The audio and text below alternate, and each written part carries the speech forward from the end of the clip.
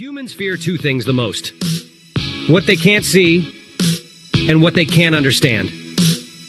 But what happens when both merge into one single human being? Today's story is about a boy who claimed he could hear human thoughts. But the truth behind his ability was darker, scarier, and far more real than any supernatural power. This is the story of Arin. Arin was a quiet 15-year-old boy who lived in a small town. Introverted, observant, and strangely sensitive to everything around him. But there was one thing different about him. He could predict exactly what people were thinking. Not guess, not assume. Predict with terrifying accuracy. In class, before the teacher asked a question, Arin whispered the answer. Before someone spoke, he murmured their words. Before anyone made a decision, he already knew what they would choose. His classmates feared him. His teachers avoided him. Even his parents felt uncomfortable, though they didn't admit it out loud. But Arin, he wasn't proud of this gift, because every single day, it was getting stronger. One afternoon, something strange happened. Arin was sitting alone in his room when he suddenly heard a loud scream inside his head. Not a voice. A scream. He rushed outside.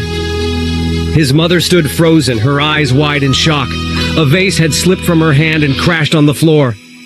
Arin whispered, "You thought it was a snake, but it was just a rope." His mother gasped.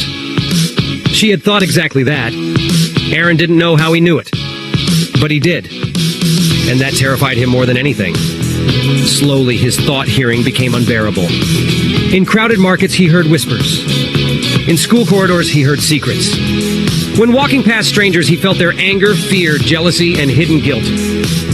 Not through words, but through a powerful wave of emotions that rushed into him like lightning.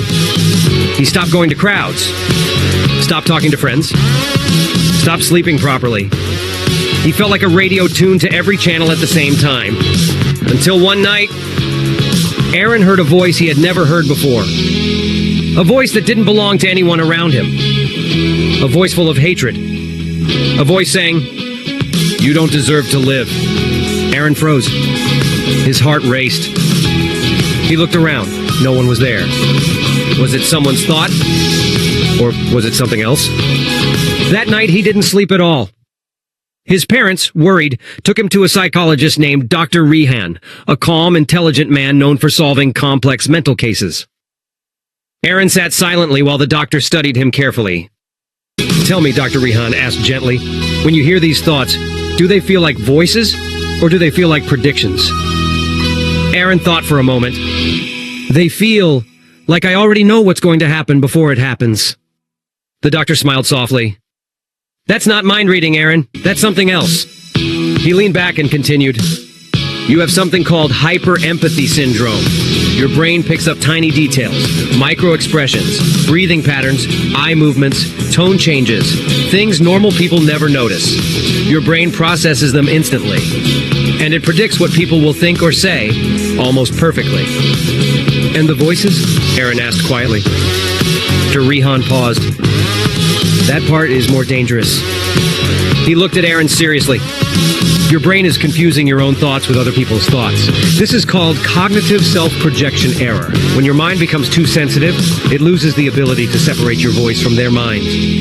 Arin stared at him speechless. "So the dark voice I heard was your own fear?" the doctor said. "Not someone else." But the story doesn't end here, because the doctor gave Arin one final warning. "Arin, your ability is extraordinary, but it's a double-edged sword. If you let it control you, you'll lose your sense of self. You will not know which thought belongs to you, and which belongs to the world. And that is the most dangerous trap of psychology." Arin swallowed hard. "How do I stop it?"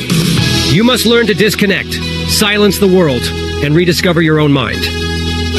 Arin spent weeks in therapy. He learned grounding exercises, breathing techniques, and mental boundaries. Slowly, the overwhelming storm in his mind began to calm. But even today, he can still sense people's emotions better than anyone else. He still knows what someone will say before they say it. And sometimes, late at night, he still hears faint whispers. But now he knows the truth. It wasn't a supernatural gift. It was the terrifying power of the human brain. A brain so sensitive, so aware, so hyper-focused.